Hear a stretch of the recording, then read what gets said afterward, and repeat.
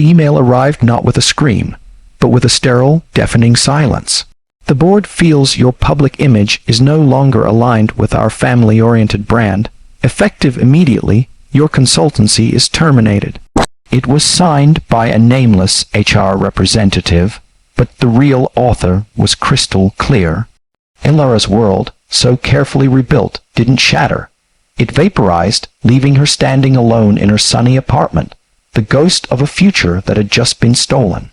The silence in Ilara's apartment was a physical presence, heavy and accusatory. She read the email again, then a dozen more times, as if the words might rearrange themselves into something that made sense.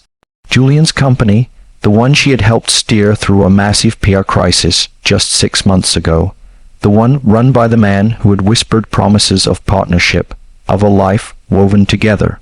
She had met Julian Thorne at the worst moment of his life. His 4-year-old daughter, Lily, had slipped away from her nanny at a park and bolted toward a busy street.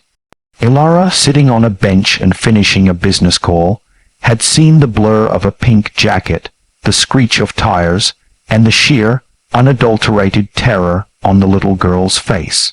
She didn't think. She moved, scooping Lily into her arms and spinning away from the car's grill, landing hard on the grass, the child safe and sobbing against her chest. Julian had arrived, a tornado of panic and gratitude. He was powerful, even in his fear, the sharp cut of his suit, the commanding presence that crumpled into sheer relief when he saw his daughter was safe. Ilara, a strategic communications consultant, was used to reading people. In him, she saw genuine, earth-shattering thankfulness. Their engagement was a whirlwind.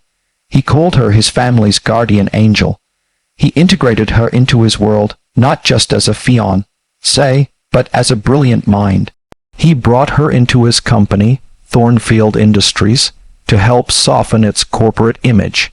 She crafted a campaign centered on community and trust, a campaign that sent their stock soaring. She loved him, she loved Lily, she believed in the beautiful, chaotic family they were building. Then, the whispers started. A subtle shift in Julian's demeanor, a comment from his coldly elegant executive assistant, Cassandra. "It's remarkable how connected you've become to the Thorne Empire so quickly." The words were polite, the implication venomous. The termination email was the final, brutal blow. It wasn't just professional, it was personal. It was a message: you are disposable. You were never one of us. Days bled into one another. Denial curdled into a pain so acute it felt like a cardiac event. She couldn't get out of bed. The world had taken the very essence of her kindness, the impulse to save a child, and weaponized it against her, framing her ambition as opportunism, her love as a calculated gambit. Her best friend Maya found her like that. "Ilara, honey, talk to me." The dam broke. Sobs racked Ilara's body. "He let them do this. He thinks I used him." Maya held her, letting the storm pass. "Then he's a fool," she said, her voice quiet but fierce. "The biggest fool on earth. But you are not defined by his foolishness or his company's lies." Maya forced her to shower, to eat, to take a walk. On the street, a little girl with bouncing curls dropped her ice cream cone and burst into tears. Her mother knelt down, not with frustration, but with soft words. "It's okay, baby. It's just a thing. We can get another one. I've got you. I've got you." The simple, profound kindness was a slap and a salve. Ilara had saved a child, and for that, she was being punished. But the act itself was still good. The impulse was still pure. The world hadn't corrupted that. Julian and Cassandra had tried to, but they couldn't touch the truth of who she was in that moment in the park. She went home and opened her laptop, her hands trembling not with weakness, but with a nascent, ferocious strength. She would not hide, she would not be shamed into silence. They had taken her future, but they would not take her past. They would not rewrite her story. She began to write, not a defense, not a plea, a testament. She documented every date, every interaction, every contribution she had made to Thornfield Industries. She saved every loving text from Julian, every email praising her work. She was not building a case for them. She was building a truth for herself. The scaffolding of their lie was beginning to tremble.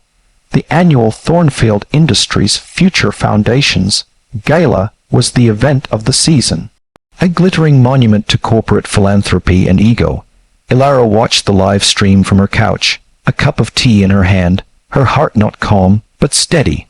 She saw Julian on stage, flawless in his tuxedo, Cassandra hovering at his side like a beautiful vulture.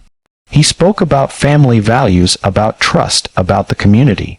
The hypocrisy was so thick it choked the camera lens. Then came the Q&A, a planted softball question about their recent successful campaign. Julian smiled, ready to take credit. But Cassandra, sleek and vicious, stepped to the mic. "We're so proud of the campaign's success," she purred. "It's a shame its original architect, Ilara Jones, ultimately proved her vision was not aligned with our core values. We had to part ways, but the strength of the Thorn brand carried it through." It was the public execution Ilara had been waiting for. The final, cruel twist of the knife, painting her as incompetent and disgraced.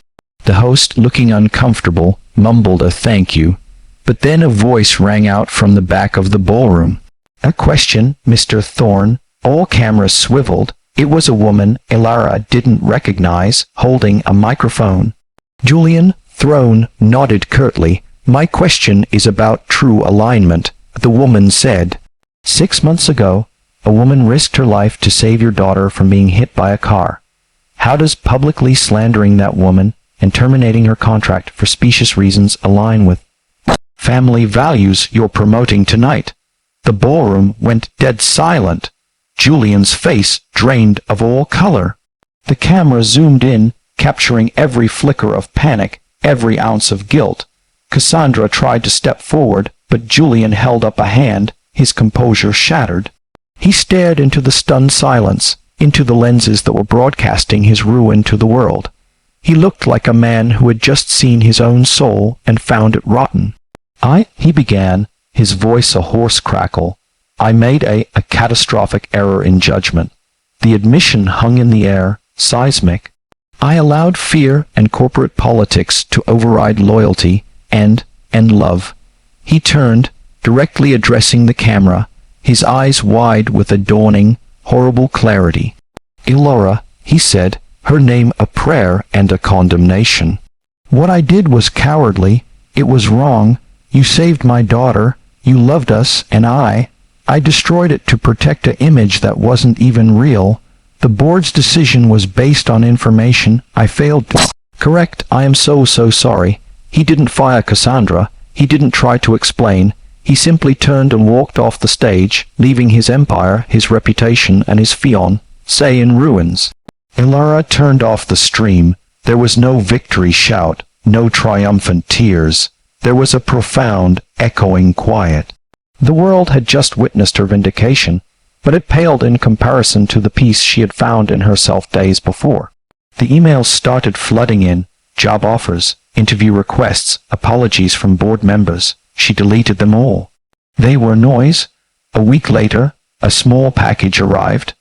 Inside was a child's drawing, a stick figure with brown skin, and a big smile, holding the hand of a little girl in a pink jacket. Underneath, in a nanny's handwriting, it read, "Lily wanted you to have this. She says you're her hero." Ilara framed the picture and placed it on her new desk. Not in the skyscraper of a corporate giant, but in the sunny office of her own, newly launched communications firm. Her first client was a non-profit that provided support for single mothers. She had been pulled under by the riptide of betrayal, and in the depths of that pain, she had found a solid, unshakable core. They had tried to destroy the black woman who saved his daughter, but all they had destroyed was his own falsehood. She was not just a survivor. She was the architect of her own future, built on a foundation of integrity that no one could ever break. Moral of the story: true strength is not forged in the absence of pain, but in the refusal to let that pain define you. Your worth is not dictated by the actions of those who betray you, but by the unshakable truth you hold within.